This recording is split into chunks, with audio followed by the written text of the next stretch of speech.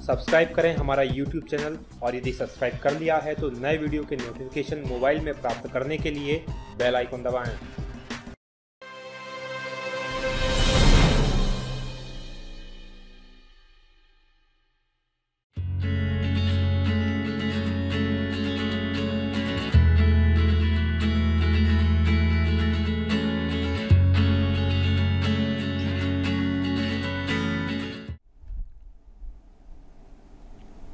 साथियों, स्वागत है आपका D&K एकेडमी के वीडियोस में। मैं हूं भगवत दांगी, फाउंडर D&K एकेडमी। बात कर रहे हैं हम आप पूछे हम बताए एपिसोड की, और ये है हमारा एपिसोड नंबर 3। आज है 21 जून 2017। सबसे पहले तो आप सभी को आज 21 जून 2017 यानी कि विश्व अंतर्राष्ट्रीय योग दिवस की आपको बहुत बहुत शुभकामनाएं। आशा है आपने भी योग किया होगा और ये योग दिवस अच्छे से मनाया होगा। आज के एपिसोड में हम बात करेंगे उन प्रश्नों की जो कल हमसे पूछे गए थे। आज का एपिसोड कल से थोड़ा सा भिन्न है। आज हमने फॉर्मेट चेंज किया है। जो पहले फॉर्मेट में हम करते थे उसी तरीके से ये वीडियो आपको प्रेजेंट किया जाएगा। यदि आपको लगता है कि इसी फॉर्मेट को कंटिन्यू किया जाए तो आप मुझे कमेंट करके ज़रूर बताएं, और यदि लगता है कि नहीं पहले जो फॉर्मेट था हमारा उसमें हम वीडियो बनाएं तो वो भी आप मुझे कमेंट करके बताएं।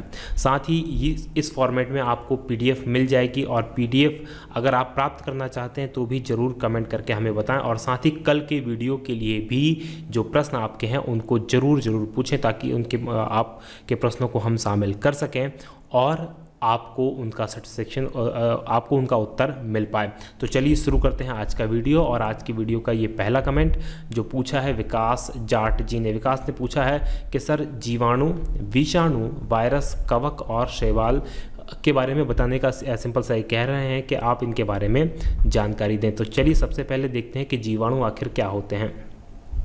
जीवाणु की बात करें तो जीवाणु एक कोशिकीय जीव है। ध्यान दीजिएगा, ये जीव हैं और ये एक कोशिकीय हैं। विषाणु इसका जस्ट उल्टा होता है। वायरस, उसके अंदर कोई कोशिकाएं नहीं होती है, वह कोशिकीय होती है, इसलिए मैं इसको हाईलाइट कर रहा हूँ। इसका जो आकार होता है कुछ मिलीमीटर तक ही होता है। आकृति की बात करें तो गोल होती है, चक्राकार होती है, छड़ के रूप में, यानी कि भिन्न भिन्न आकारों का ये हो सकता है। ये अकेंद्रिक मतलब इसकी कोशिका, ये एक कोशिका के अंदर इसमें केंद्रक नहीं पाया जाता। कोशिका भित्ति युक्त, यानी इसमें कोशिका भित्ति होती है। और एक कोशीय सरल जीव है जो सर्वत्र पाए जाते हैं, यानी आपके शरीर में पाए जाते हैं, जमीन में पाए जाते हैं, हर कहीं ये देखने को मिल जाते हैं। अगर इसकी बात करें तो 1 ग्राम मिट्टी में 4 करोड़ जीवाणु कोष और 1 मिलीलीटर जल में 10 लाख जीवाणु पाए जाते हैं। अब आप समझ सकते हैं कि आखिर ये जीवाणु कहाँ कहाँ पाए जाते हैं, कितनी मात्रा में पाए जा सकते हैं। इनका जो महत्व होता है, ये जो तत्व होते हैं, इनका कई तत्वों के चक्र में बहुत ही इंपॉर्टेंट महत्व होता है। जैसे वायुमंडलीय नाइट्रोजन का जो स्थिरीकरण होता है, वो राइबोसोम जीवाणु जो होते हैं, जो कि दलहनी फसलों की जड़ों में पाए जाते हैं, वो वायुमंडल की नाइट्रोजन का स्थिरीकरण करते हैं, और ये इंपॉर्टेंट होता है। जीवाणुओं का जो अध्ययन किया जाता है वो बैक्टीरियोलॉजी के अंतर्गत किया जाता है, और सूक्ष्म जैविकी इसकी एक शाखा है। जीवाणुओं में सबसे पहले जो था, जीवाणुओं से डच वैज्ञानिक जो थे एंटनी वॉन ल्यूवेनहुक ने सन 1676, ध्यान दीजिएगा ये सन 1676 है, उसमें में अपने द्वारा बनाए गए एकल लेंस सूक्ष्मदर्शी से देखा था। पर उस समय उन्होंने इसको जंतुक यानी कि छोटे छोटे जंतु समझा था, इन्होंने जीवाणु को समझा ही नहीं था। चलिए अब बात करते हैं वायरस की। वायरस क्या होते हैं? वायरस अकोशीय अति सूक्ष्म जीव है। जीव ये भी हैं, लेकिन ये बिना कोशिका के हैं, जो केवल जीवित कोशिका में ही वृद्धि कर सकते हैं। जैसे जो जीवाणु होते हैं वो कहीं पर भी रह सकते हैं, लेकिन जो विषाणु यानी कि वायरस होते हैं वो केवल जीवित कोशिकाओं में ही वृद्धि कर सकते हैं। वो ऐसे पानी में, हवा में और दूसरी चीज़ों पे नहीं पाए जाते। ये नाभिकीय अम्ल प्रोटीन से मिलकर गठित होते हैं, यानी नाभिकीय अम्ल से और प्रोटीन से बने होते हैं। और शरीर के बाहर ये मृत समान होते हैं। ध्यान दीजिएगा, मृत नहीं होते, मृत समान होते हैं, परंतु शरीर के अंदर जीवित हो जाते हैं। यानी व्यक्तियों के शरीर के अंदर जाते ही ये, या किसी भी शरीर के अंदर जब ये जाएंगे तो वहाँ जीवित हो जाएंगे, और शरीर के बाहर ये मृत अवस्था में पड़े रह सकते हैं। एक विषाणु बिना किसी सजीव माध्यम के पुनरुत्पादन नहीं कर सकता, यानी कि और आगे नहीं बढ़ सकता। ये सैकड़ों वर्षों तक सुप्तावस्था में रह सकता है। जब भी एक जीवित माध्यम या धारक संपर्क में आता है, यानी कि जब भी कोई जीवित माध्यम में आते हैं किसी कोशिका के या कोई जहाँ ये रह सकते हैं उसके जब संपर्क में आते हैं, तो उस जीव की कोशिका को ये भेद कर और उस कोशिका पर आच्छादित कर लेते हैं और उससे क्या हो जाता है, वो जीव जो होता है बीमार हो जाता है। एक बार जब विषाणु जो होता है जीवित कोशिका में प्रवेश कर जाता है तो कोशिका के मूल का जो आरएनए और डीएनए होता है उसकी जेनेटिक संरचना को ये प्रभावित करता है और उसको सूचना बदल देता है और उससे क्या हो जाता है, जो कोशिका हो जाती है वो संक्रमित हो जाती है और उसके साथ साथ ही वो अपने जैसी संक्रमित कोशिकाओं का उत्पादन करना शुरू कर देती है। तो ये जो कार्यप्रणाली होती है विषाणु की कार्यप्रणाली होती है। सन 1796 में जो डॉक्टर एडवर्ड जेनर थे उन्होंने इसका पता लगाया था और ये पता लगाया था कि चेचक जो होते हैं विषाणु के कारण होता है। उन्होंने चेचक के टीके का भी आविष्कार किया था। चेचक यानी कि जिसे स्मॉल पॉक्स या बड़ी माता भी कहा जाता है। चलिए अब बात करते हैं कवक या फंगस की। देखिए कवक या फंगस आपने देखे होंगे चित्र में, आप देख रहे हैं इस तरह के ये कवक या फंगस होते हैं। ये एक प्रकार के पौधे हैं जो अपना भोजन जो होते हैं सड़े गले मृत कार्बनिक पदार्थों से प्राप्त करते हैं। ध्यान दीजिएगा, इनका भोजन जो होता है सड़ा गला जो मृत कार्बनिक पदार्थ होता है उससे ये अपना भोजन प्राप्त करते हैं। ये संसार के प्रारंभ से ही जगत में उपस्थित है, यानी कि जब दुनिया में शुरुआत हुई थी जीवन की तभी से ये हैं। इसका सबसे बड़ा लाभ जो होता है संसार में अपमार्जक मतलब साबुन, ये अपमार्जक के रूप में कार्य करते हैं। यानी कि ये जो करते हैं जो सड़े गले मृत पदार्थ होते हैं, कार्बनिक पदार्थ होते हैं, उनको समाप्त करते हैं। ये उस जगत से कचरा ये हटा देते हैं। आप ध्यान दिया होगा कहीं सड़ी हुई लकड़ी पड़ी है, कोई बहुत सारी जो सड़ी गली पदार्थ होते हैं उनके ऊपर ये उगाते हैं। कवक या फंगस जो होता है जीवों का एक विशाल समुदाय है जिसे साधारणतः वनस्पति में वर्गीकृत किया जाता है, यानी इन्हें वनस्पति माना जाता है। लेकिन ये वनस्पति पर्णहरिम यानी कि क्लोरोफिल रहित होती है, इसलिए ये हरे नहीं होते हैं। ये दूसरे कलर्स में आपको मिलेंगे, या तो सफ़ेद मिलेंगे, भूरे मिलेंगे। इनमें प्रजनन जो होता है बीजाणुओं यानी स्पुर जो होता है उसके द्वारा इनके अंदर प्रजनन होता है।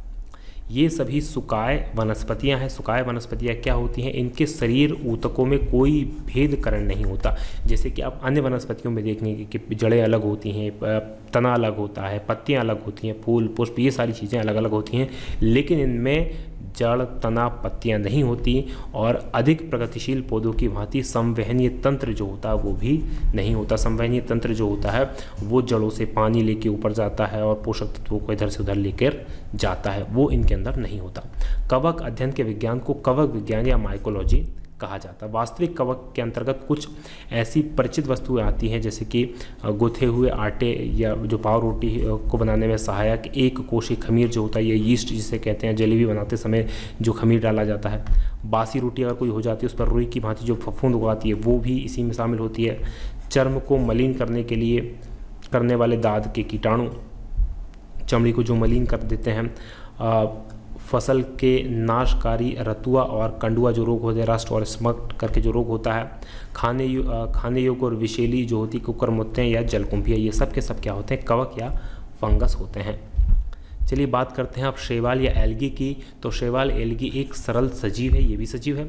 अधिकांश शैवाल पौधों के समान सूर्य के प्रकाश की उपस्थिति में प्रकाश संश्लेषण क्रिया के द्वारा अपना भोजन खुद बनाते हैं। ये एक कोशीय से लेकर बहुकोशीय अनेक रूपों में हो सकते हैं, परंतु इनमें पौधों के समान ना तो जड़ होती है, ना पत्ती होती है इत्यादि कोई संरचना इनमें नहीं पाई जाती। ये कहाँ मिलते हैं आपको, नम भूमि में, अलवणीय और लवणीय जल में, वृक्षों की छाल पर, नम दीवारों पर हरी भूली और काली पत्ती परतों के रूप में आप देख सकते हैं। ये जो है पानी के अंदर आपने ये देखी होंगी, या जहाँ पानी भरा रहता है वहाँ पर ये देखे होंगे। भूमंडल पर पाए जाने वाले जो पौधे होते हैं उनको दो बड़े भागों में विभाजित किया जाता है। कौन कौन से, जो पौधे फूल बीज उत्पन्न नहीं करते उन्हें क्रिप्टोगेम कहा जाता है। जो फल फूल बीज उत्पन्न करते हैं उन्हें फेनेरोगेम कहा जाता है। और शैवालों का जो वर्गीकरण है वो क्रिप्टोगेम के थाइलोफेटा वर्ग के अंतर्गत किया जाता है और ये इम्पॉर्टेंट है। चलिए अब पूछा है मंतोष कुमार जी ने, ये पूछते हैं गैलेक्सी कितनी है और मिल्की वे गैलेक्सी है कैसे पता चला, यानी कि गैलेक्सी जो मिल्की वे हमें कैसे पता चला कि हमारी गैलेक्सी है। तो सबसे पहले समझते हैं कि आखिर गैलेक्सी कहते किसे हैं।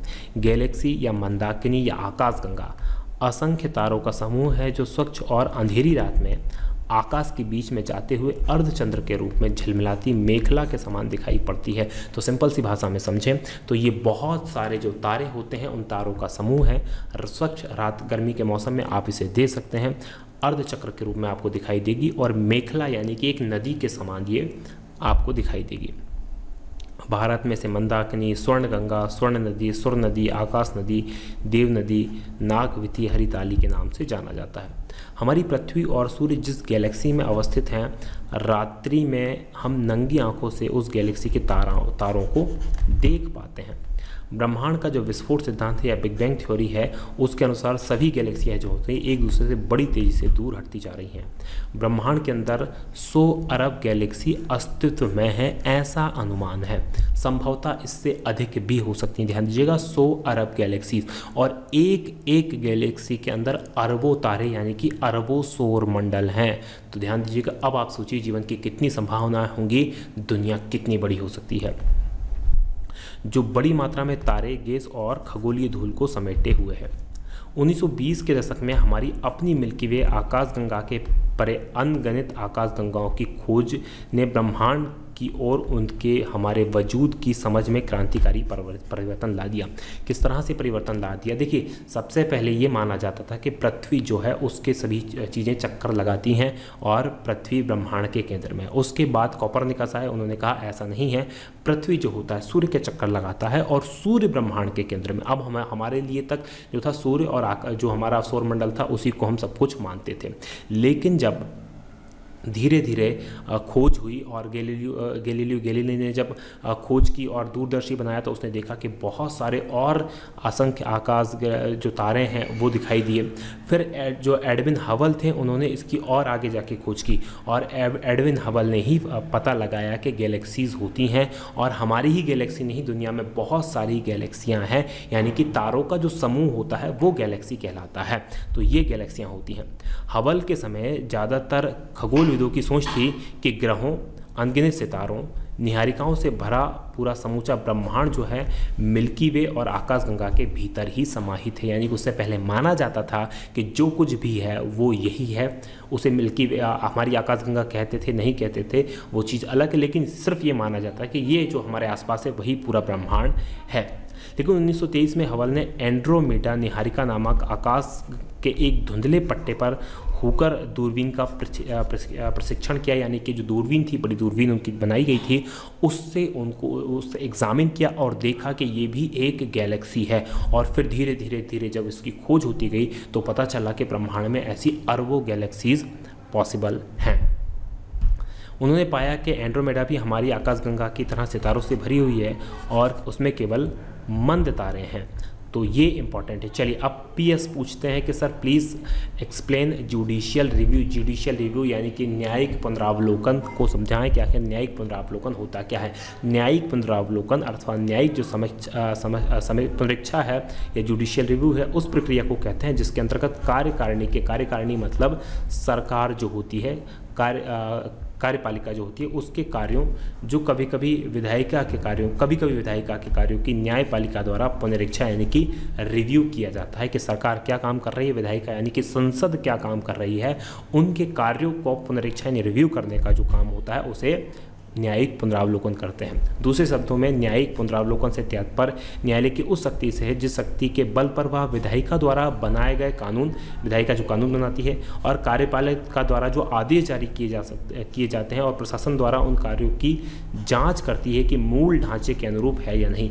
यानी कि संविधान के अंतर्गत जो चीज़ें दी गई हैं क्या उसी अनुरूप ये कानून बने हैं, क्या उसी अनुरूप ये आदेश जारी किए गए हैं, और प्रशासन जो कार्य कर रहा है कहीं वो ऐसा कार्य तो नहीं कर रहा है कि संविधान का उल्लंघन कर रहा है। तो ये जो व्यवस्था कहलाती है न्यायिक पुनरावलोकन कहलाती है।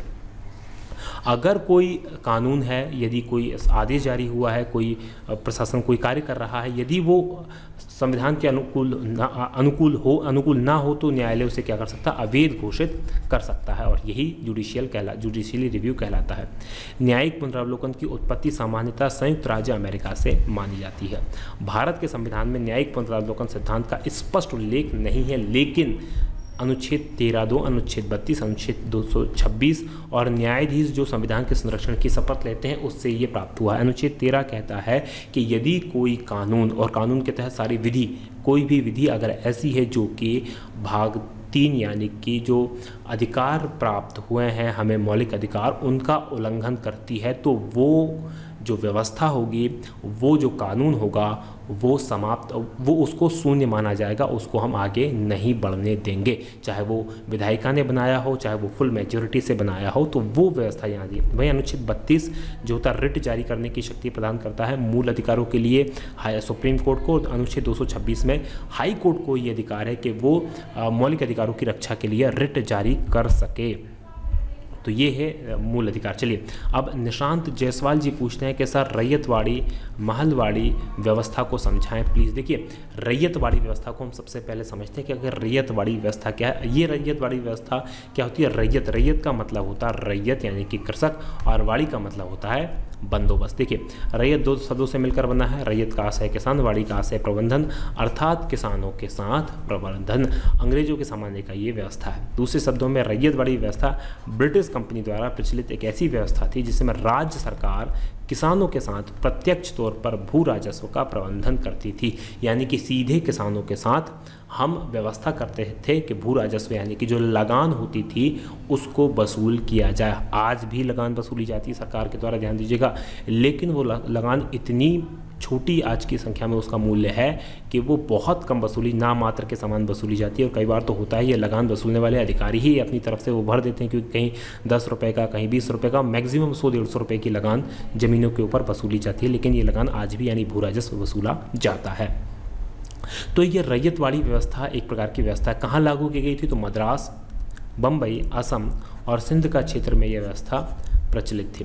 अर्थात भारत में ब्रिटिश साम्राज्य के कुल भूभाग के 51% पर यह व्यवस्था लागू की गई थी। किसके द्वारा लागू की गई थी? रीड एक अधिकारी थे, मुनरो और एल्फिस्टन के द्वारा ये व्यवस्था लागू की गई थी। ये व्यवस्था क्या थी कि भाई हम किस तरीके से रैयत यानी कि किसानों से हम लगान वसूलें। चलिए इसकी विशेषताओं के बारे में बात कर लें तो इस व्यवस्था में भूमि का मालिकाना हक जो था वो किसानों के पास था, यानी जमींदारों से हक किसको दे दिया था? किसानों के पास। भूमि को क्रय विक्रय और गिरवी रखने की वस्तु बना दिया गया था। और ये बहुत बुरी व्यवस्था उस समय हो गई थी, क्योंकि जो किसान थे उनको कर्ज यानी कि जो भू राजस्व है वो चुकाना पड़ता था। इस पद्धति में भू राजस्व की दर या तो 1/3 यानी कुल उपज का, यानी 100 कुंटल अनाज पैदा हुआ तो 33 कुंटल, 100 किलो अनाज पैदा हुआ तो 33 किलो अनाज किसको? सरकार को देना है। लेकिन जो वसूली होती थी वो बहुत ज़्यादा होती थी और बहुत दुष्कर होती थी। इस पद्धति में भू राजस्व का निर्धारण भूमि की उपज ना कर भूमि पर किया जाता था। यानी ये डिपेंड नहीं करता था कि किसकी भूमि में कितना पैदा हुआ है। उन्होंने तो तय कर दिया कि आपके पास इतनी भूमि है तो आपको इतना ही देना है। अब चाहे वो अकाल आए, चाहे आपका पैदा ना हो, चाहे बारिश के कारण मर जाए, चाहे पाले के कारण मर जाए, लेकिन इतना तो आपको देना है। और कहीं से भी लाकर आपको तो यदि नहीं दिया। और इसमें सूर्यास्त का सिद्धांत प्रचलित था। सूर्यास्त का सिद्धांत ये था कि एक तिथि निश्चित कर दी जाती थी और उस तिथि से पहले किसानों को अपनी जो लगान होता था या भू राजस्व होता था उसे जमा करना पड़ता था सूर्य अस्त होने से पहले। और यदि सूर्य अस्त होने से पहले अगर वो भू राजस्व जमा नहीं कर पाते थे तो उनकी ज़मीनों को नीलाम कर दिया जाता था, बेच दिया जाता था और उससे भू राजस्व वसूल किया जाता था। और ये व्यवस्था किसानों का पूरी खून चूसने वाली थी। महलवाड़ी व्यवस्था की बात करें तो ये भी एक और व्यवस्था है। महलवाड़ी जो शब्द बना है दो चीज़ों से मिलकर बना। महल का अर्थ होता है गाँव या मोहल्ला और वाड़ी का अर्थ होता है प्रबंधन। ध्यान दीजिएगा, महल या गांव, मोहल्ला, कस्बा और प्रबंधन। महलवाड़ी भू राजस्व सिद्धांत में एक गांव को इकाई मानती हुई, जैसे रैयतवाड़ी में एक किसान को इकाई माना गया था, लेकिन इसमें पूरे के पूरे गांव को इकाई माना जाता है और उसके साथ भू राजस्व का बंदोबस्त किया जाता है। इस पद्धति के तहत उस गाँव को सामूहिक रूप से अपने प्रधान के माध्यम से सरकार को अपना उपज का अंश देना पड़ता था। यानी गाँव का जो प्रधान होता था, पंजाब में जिसे नंबरदार कहा जाता था, ये वही व्यवस्था है। कहाँ पर? ये उत्तर भारत, मध्य भारत, पंजाब के क्षेत्रों में, यानी ब्रिटिश भारत जो थी कंपनी के, उसके 30% भूभाग पर यह व्यवस्था लागू की गई थी। कब लागू की गई थी? 19वीं सदी के दूसरे दशक से इस प्रक्रिया की प्रारंभ हुई। तो कालांतर में पंजाब क्षेत्र के विजय के बाद भी वहाँ पर ये लागू कर दिया गया। किसके द्वारा? तो हॉल्ट, मैकेंजी, रॉबर्ट बर्ड और थॉमस टॉमसॉन्ग, ये नाम इंपॉर्टेंट है, इनके द्वारा ये लागू की गई थी। विशेषताओं की बात करें तो ये व्यवस्था गांव को इकाई मानकर उनके साथ भू राजस्व का प्रबंधन करने पर विचार आधारित थी। और इस व्यवस्था में मध्य वर्ग का अभाव था, जैसे जमींदार वर्ग था, ये बिचौलिए थे, उनका अभाव था। यह व्यवस्था स्थायी नहीं थी बल्कि 30 से 40 वर्षों के लिए हुआ करती थी, यानी कि अल्पकालिक स्तर पर इसका पुनः निर्धारण होता था।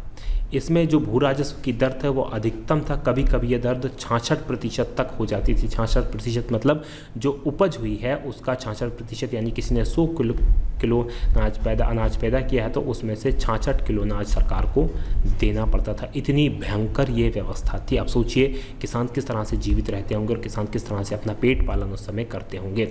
चलिए अगले प्रश्न पूछ रहे हैं हमसे गौरवेंद्र प्रताप सिंह ने। ये पूछते हैं सर आरबीआई की रेपो रेट और रिवर्स रेपो रेट और मुद्रास्फीति क्या होती है, ये बताएं। Thank you sir. Mukesh Meena ji पूछते हैं sir please explain repo rate and reserve repo rate और बैंक दर।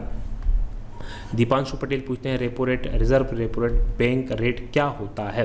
तो इन तीनों के प्रश्नों का जवाब देते हैं। सबसे पहले देखते हैं कि रेपो रेट या बैंक रेट या बैंक दर क्या होती है। देखिए रोज़मर्रा के काम के लिए जो बैंकें होती हैं उनको डेली के काम के लिए बड़ी बड़ी रकमों की ज़रूरत पड़ती है और ऐसी स्थिति में उनके लिए देश के केंद्रीय बैंक यानी कि RBI reserve bank of India से ऋण लेना सबसे आसान विकल्प होता है, क्योंकि सरकार बैंक के पैसा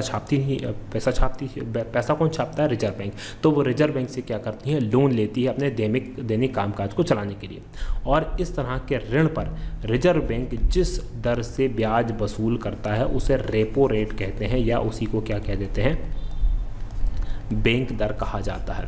यानी कि बैंक जिस रेट से आरबीआई से पैसा लेती है उधार और उसके बदले उसे जो ब्याज देती है वो ब्याज की दर रेपो रेट, बैंक की दर या बैंक रेट कहलाती है।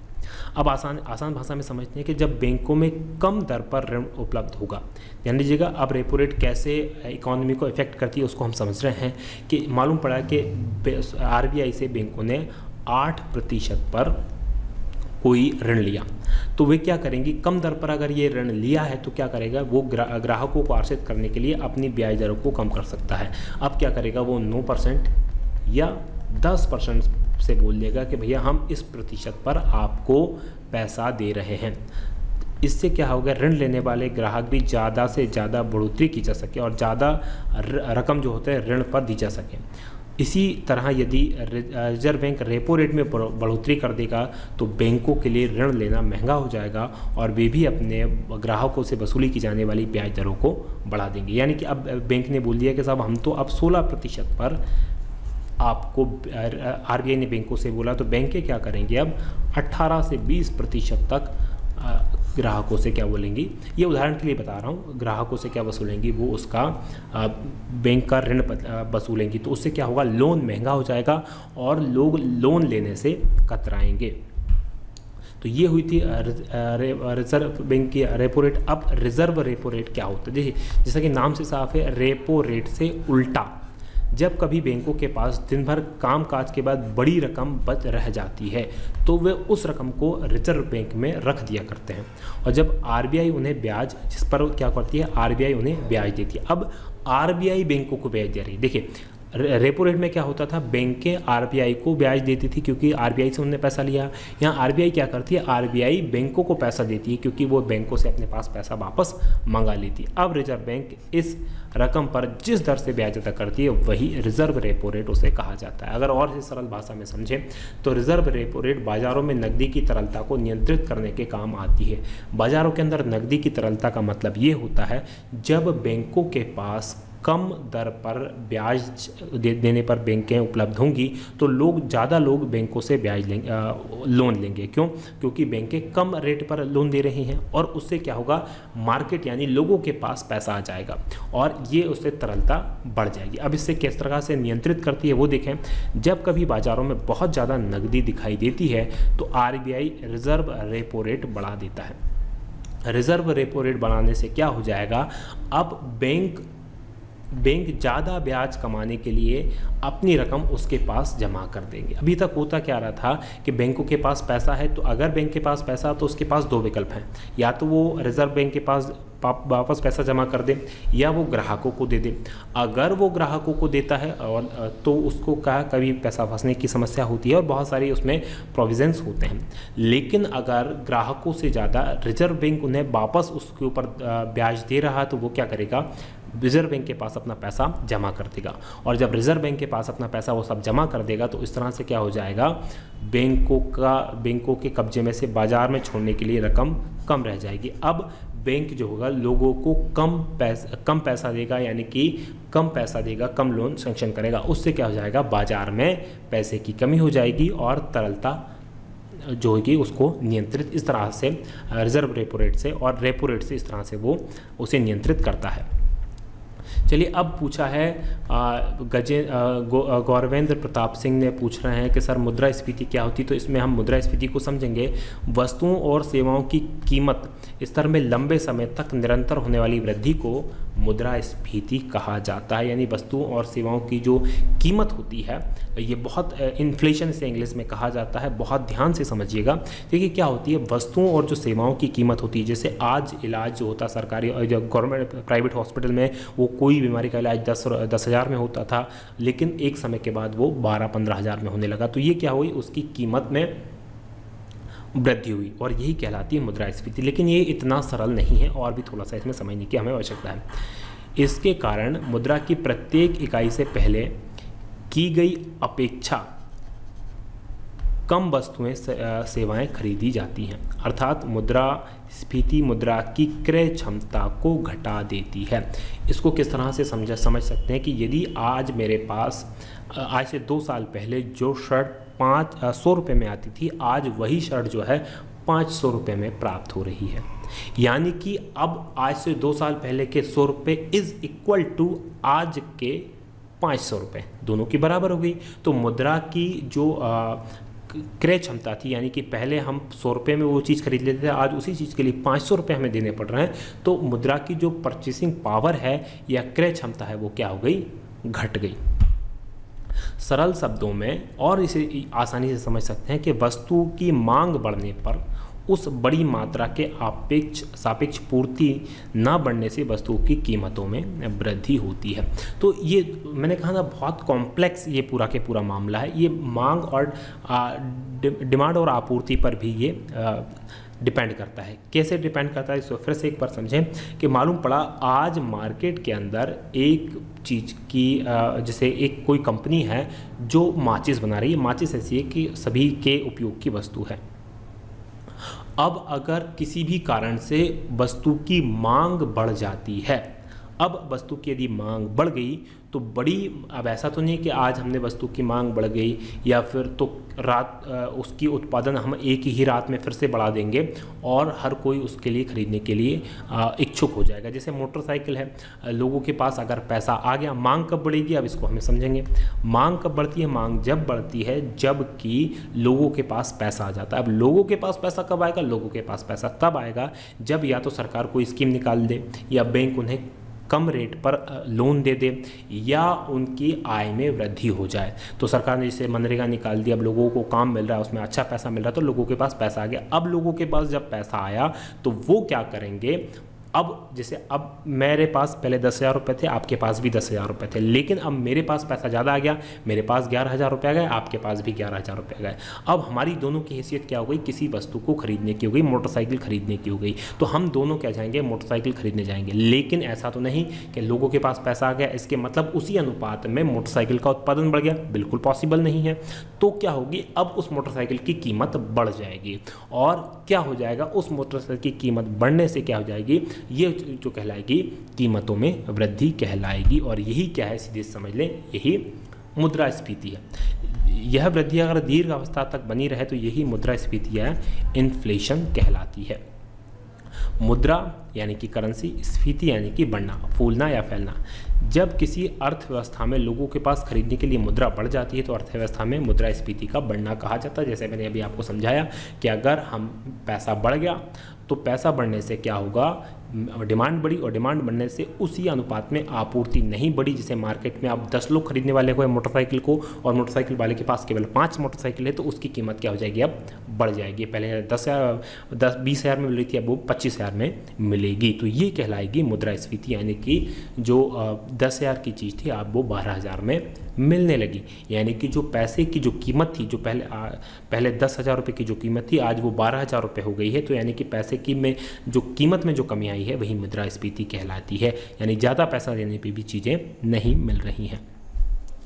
यानी जब वस्तुओं की डिमांड बढ़ती है और उसके अनुरूप आपूर्ति नहीं बढ़ती तो उस स्थिति को मुद्रास्फीति का बढ़ना कहा जाएगा। तो आशा है कि आपको मुद्रास्फीति समझ में आ गया। अब हम मुद्रास्फीति के और कारणों पर बात करते हैं। मुद्रास्फीति मुख्यतः दो कारण हो सकते हैं। पहला कारण क्या हो सकता है, मांग जन्य मुद्रास्फीति, यानी कि अगर डिमांड बढ़ रही है, जब लोगों के पास खर्च करने के लिए अधिक पैसा हो जाता है तो वस्तुओं की मांग बढ़ जाती है और उसके फलस्वरूप कीमतें बढ़ जाती है, जो मैं आपको बहुत अच्छे से अभी समझा चुका हूँ सरकार। और ये किन किन कारणों से लोगों के पास पैसा बढ़ता है, सरकारी खर्चों में वृद्धि हो जाती है, सरकार ने कोई योजना लगा दी और उससे क्या हो, जनता के हाथ में पैसा आ गया और अधिक पैसा आ गया तो अब जिससे मांग में वृद्धि हो गई। दूसरा क्या, सरकार द्वारा घाटे का बजट, घाटे की पूर्ति के लिए जब सरकार द्वारा नई मुद्रा छाप दी जाती है तो नई मुद्रा लोगों के पास आती है, मुद्रास्फीति बढ़ जाती है। सरकार द्वारा प्रत्यक्ष करों में कमी, यदि सरकार प्रत्यक्ष करों में कमी कर दे, प्रत्यक्ष कर जो होते हैं जो वसूल करते हैं, जैसे आयकर है, प्रत्यक्ष कर है, वो सरकार वसूलती है, अगर कमी कर दे, जैसे मैं इस साल 10,000 टैक्स भर रहा था, अगले साल अगर मुझे 2,000 टैक्स भरना पड़े तो मेरे पास क्या बच गए, 8,000 रुपये बच गए। और ये 8,000 रुपये क्या करेंगे, अब मैं इसको खर्च कर दूंगा, यानी कि पैसा मेरे पास मार्केट में, मेरे हाथ में अधिक पैसा आ गया और मांग बढ़ गई।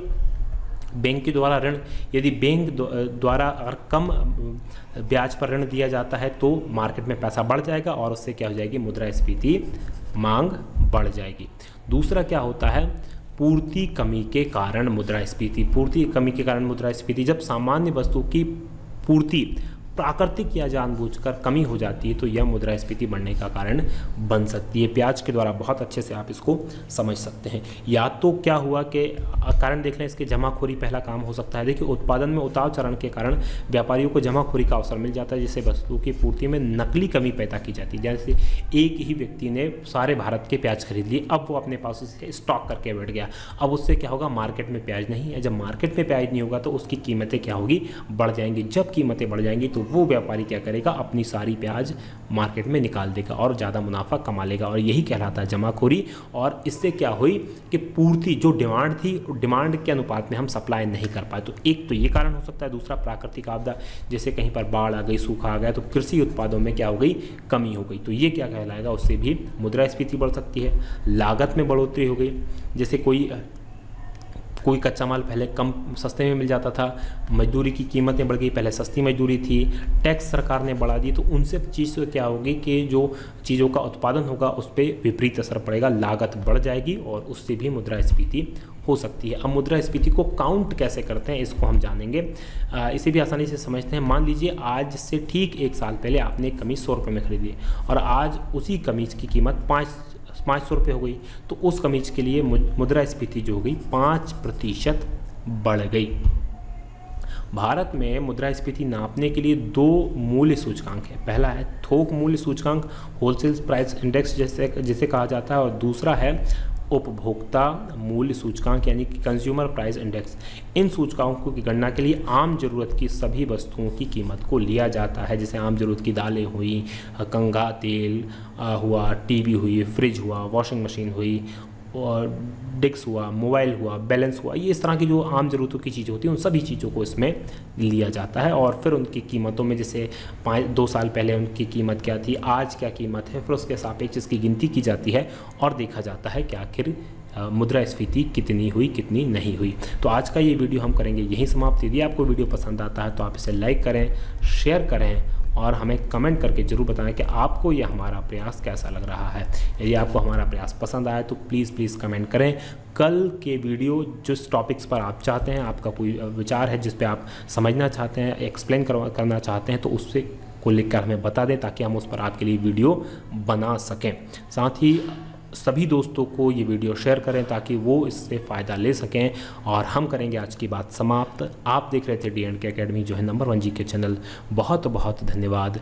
जय हिंद, जय भारत।